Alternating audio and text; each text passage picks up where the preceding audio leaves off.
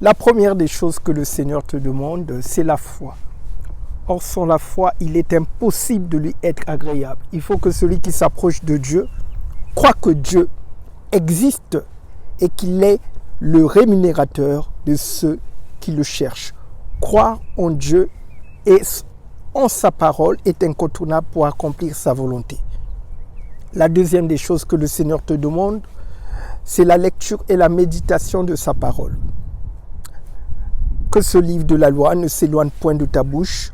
Médite le jour et nuit pour agir fidèlement selon tout ce qui est écrit, car c'est alors que tu auras du succès dans tes entreprises, c'est alors que tu réussiras. Josué 1, verset 8. La lecture et la méditation de la parole de Dieu est un impératif pour comprendre les valeurs et les principes que Dieu attend de toi. La troisième des choses que le Seigneur attend de toi, c'est l'obéissance à ses commandements.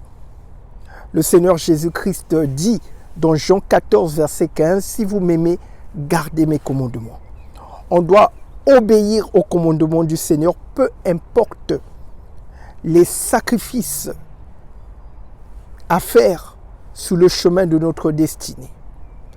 L'obéissance aux commandements de Dieu vaut mieux que les sacrifices, nous dit le Seigneur dans 1 Samuel 15, verset 22. La quatrième des choses que le Seigneur attend de toi, mon frère, ma sœur, c'est la sainteté. La sainteté est la nature des enfants de Dieu. Puisque celui qui vous a appelé est saint, vous aussi soyez saints dans toute votre conduite, selon qu'il est écrit, vous serez saints, car je suis saint. 1 Pierre 1, verset 15 à 16. Dieu attend que nous puissions être saints pour déployer sa gloire dans notre vie. Et enfin, la cinquième des choses que le Seigneur nous demande, c'est la consécration.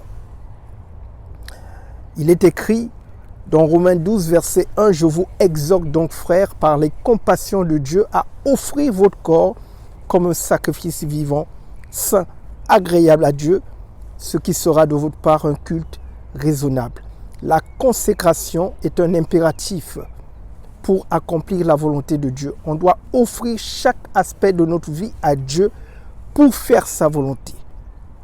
Donc cette liste n'est pas exhaustive. Il y a d'autres points que je n'ai pas cités, tels que la marche dans l'amour, la marche selon l'esprit, l'humilité, etc.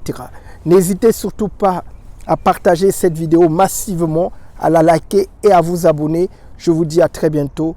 Que le Seigneur Jésus-Christ vous bénisse.